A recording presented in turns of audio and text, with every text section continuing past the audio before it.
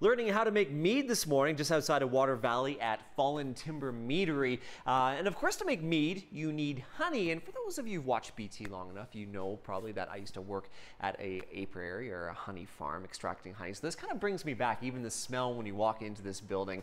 And you know what? Nathan Rhines here is joining me from Fallen Timber Meadery. And you happen to have a real working hive here, which is fascinating. I mean, I've seen this before, but for those who've just maybe seen, you know, these boxes out in the field, you have no idea what's going on. So this kind of gives you an insight into what happens and how honey is produced. Yeah, this is a purpose-built observation hive so that we get to see what it actually looks like in a hive. So, and it's a pretty good representation of what you would typically see. So down here, we see these kind of darker honeycomb cells. What is happening down this area here? So this is the area in which the hive where the queen is actually raising the brood and laying eggs and building the population of the hive. Do we actually see the queen? She just ducked in behind this little comb here, so she's being shy this morning. Lots of action here. Like these guys, they're carrying something there. Yeah, the bees are really, really hygienic. So these ones are, we've got them locked inside for the morning here, but one flying around. Yeah, these guys are cleaning house, so they're looking for the doorway to get some waste out of the hive, and then when you look through here, these bees are kind of massed on the cells to keep those eggs and larvae nice and warm. Okay. They're feeding and cleaning whatever happens to be emerging. And you can actually see almost like heat in there, the water vapor where they are. You can feel it on there. You can feel it. The hive generates quite a lot of heat, and because they're so massed up right now and there's not a lot of circulation happening, there's a bit of moisture. Okay, so the babies, the young are down there. Moving up here, we have these lighter colored cells. Yeah, so this is typically what you see up in the upper boxes of the hive are our honey supers, and we try and keep these free and clean of larvae and eggs and pollen. So in one of our hives in the field, we actually have a separator here that kind of confines the queen to the bottom. It's a cage that she can't fit through, but all the other bees can pass through freely, and we get nice, light, clean honey deposited in the upper boxes. And this is our portion. That's what you need for mead. This is our portion. That's what we right need. there. Yeah. Now I just want to quickly point this out. That right there, it's almost like the bees are forming their own like chain. What's happening there? So it's pretty neat to watch these. We didn't know this until we had the observation hive, but the bees use themselves as scaffolding and as a template when they're building comb. So often you'll see this built up and you come back a week later and that's the shape in which they've developed comb to. So they're building comb there. Yeah. That's how they do it. They form their own chain and they create. Yeah, they don't really like a lot of open space in the hive, so they just keep going and they just keep filling it in until it's all solid honey and all solid comb. Fascinating. Okay, so now you know how the hive works, but the question is, how do you get the honey out? How do you make mead? Keep watching, those answers coming up. Well, we've seen how the bees create the hives and how they produce the honey, but of course we need to get that honey to make mead. We're at Fallen Timber Meadery and we're in the extraction room here. Nick joining us now, and I do want to point out that Nathan standing over there, he's not getting involved in this process because he is allergic to bees, like seriously allergic. And the tool here, because sometimes there are bees on the hives and the combs when they come in, apparently is the dust devil, the dirt devil. You guys use this to suck them up. This is full of bees right now. Yeah, we can suck them up and then we can take them outside and sort of let them go, and hopefully they'll make their way back to one of our hives. But I do want to point out, show your arms. Because you've got one or two stings on you. It happens. Yeah. It's part of the job, right? Yeah, it is. Yeah, we usually wear suits, but they can sting through the suits. And what kind of bees are you keeping? Super strength bees. Yes, some days, yeah. Okay, I'm going to put the dirt devil over here. We'll release those guys later. Okay, so we've got the combs here. Yeah. And I should point out, when I used to work at the honey farm, this was my job to extract the honey, so I'm a little bit familiar with it, but it's been many years.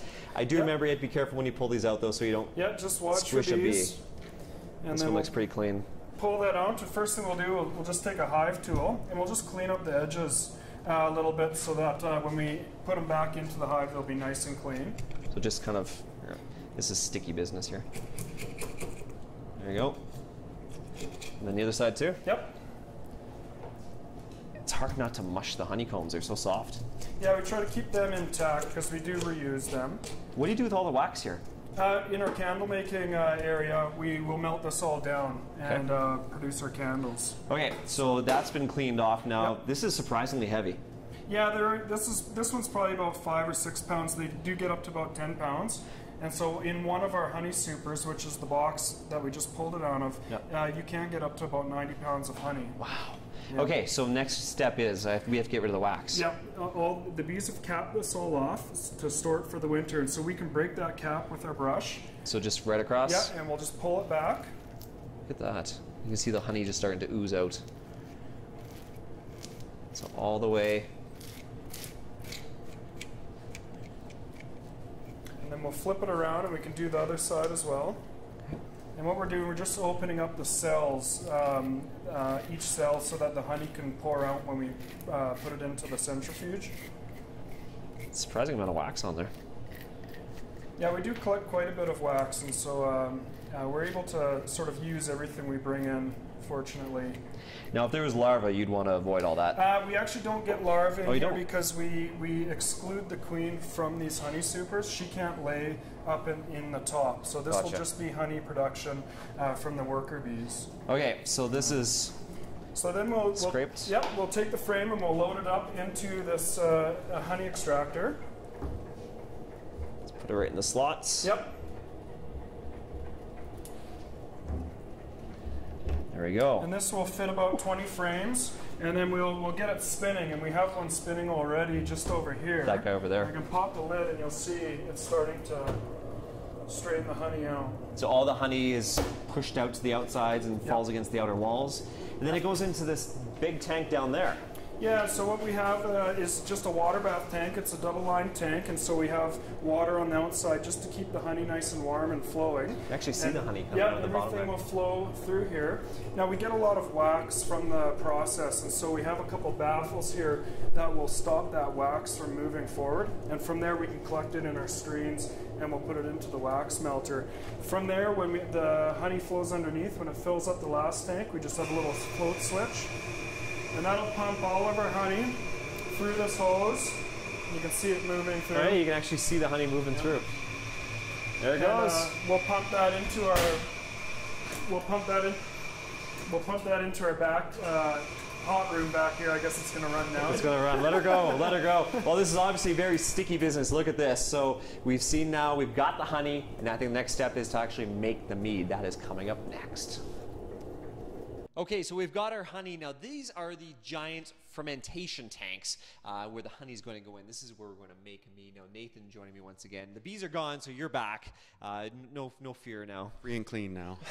Now, but the honey is here, and I got to say, this barrel is actually quite warm. 650 pounds of honey in this barrel. Yeah, this is we get it warm enough that it's going to pull through the pump here, and this is a second barrel that's gone into the tanks this morning. So altogether, how much honey will go into one of these fermentation tanks? Each one of these tanks, for our more wine-styled stuff, is about 1,300 pounds of honey.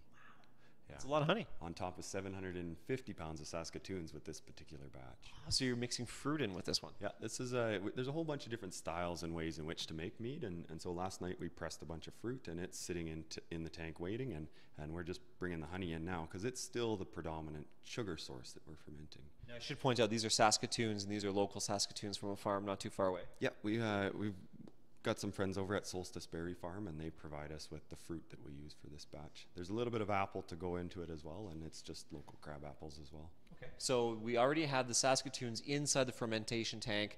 Now we've got the honey. I guess the idea now is we have to mix them together. Colin, you're going to help out with that. You've got a big pump that you're going to, I guess, blend the two together. Is that right? Yeah. So we got the Saskatoons and water coming out of the tank, and with these valves, I'm gonna regulate the flow of honey coming out of the barrel and mixing with that solution, and the impeller on the pump will dissolve that in, and I'll send it down the hose and back into the tanks. Rumor is you just used to lift these above your head and just pour the honey straight into the tank. Yeah, but I don't know. I used to have this method of lifting with my back in a jerking, twisting sort of motion, and I don't know. It just really caught up with me. So there you go. So now we use the pump. Yeah, obviously these are way too heavy. So okay, we'll let you start the pump there. So Nathan, kind of walk us through. So this basically all goes into one of these tanks. How long does this sit in the tank for? The actual fermentation portion is about 13 to 16 days. And then that's the consumption of yeast. As it goes through the system, there's a lot on the back end where there's clarifying and multiple steps down the road. And for us, the big part of making mead is temperature control and filtration. So we can actually use temperature on these dimpled section here to stop a fermentation most of the way through and leave a little bit of residual sugar. And then we use a filter to remove those yeast. And then ultimately there's quite a bit of time for aging. So we're looking for about 4 to 6 months before we actually package a bottle. Well, fortunately, you guys already have some mead produced already. So when you come back, we're actually going to see the final product and what the mead that is in here, what it looks like after 4 to 6 months.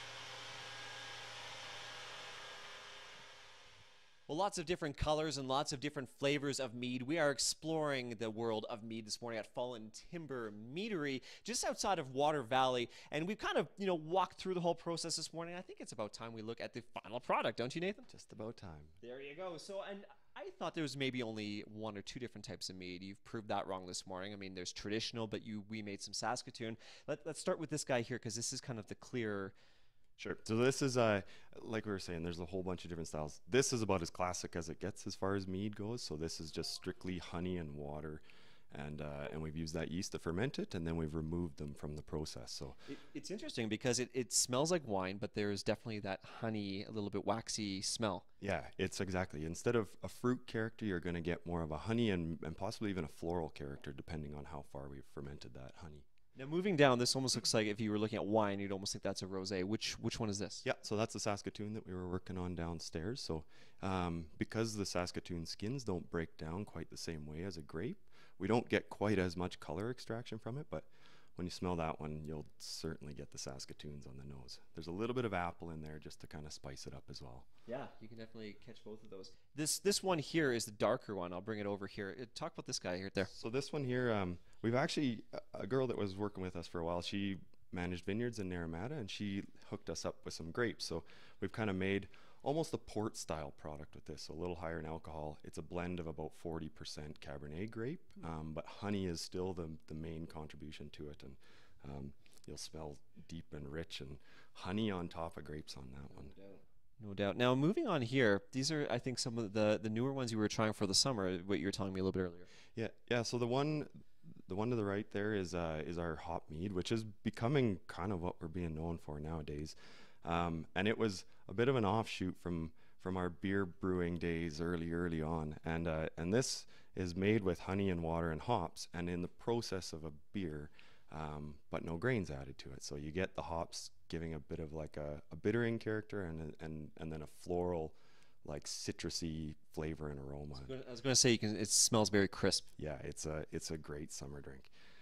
And then finally, we got this guy right here. So this is definitely much more bridging the gap between beer and mead. So there is a bit of a grain contribution to this, but this is a style of mead called a braggot, which is a hybrid.